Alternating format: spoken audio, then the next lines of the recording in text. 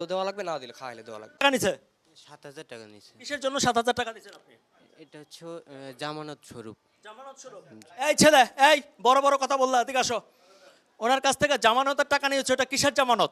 ওই যে স্যারকে বলেন, স্যারকে বলেন। তখন তো তুমি চিল্লাইলে, এখন স্যারকে কেন? আমরা তো জাস্ট পোস্টিং এর টাকার কথা বলছি, এখানে তো ডিপোজিটের টাকার সাথে আমার কোনো সম্পর্ক নেই। কত সুতা, কত অজুহাত, মানে দেশটা, ওই যে আমি বলি না যে দেশটা মগের মূল্য হয়ে গেছে। দর্শক আমার সাথে বাইরে কথা বলেন না, এখানে কথা বলতে সমস্যা কি? আমার কথাগুলো, আপনার কথাগুলো সবাই শুনুক। আপনি কি বলবেন সব কথা? আমার কথা হচ্ছে বিতর্ক তো আপনার বাইরে স্টাফদের সাথে কথা বলতে, আপনি আমার সাথে কথা বলেন।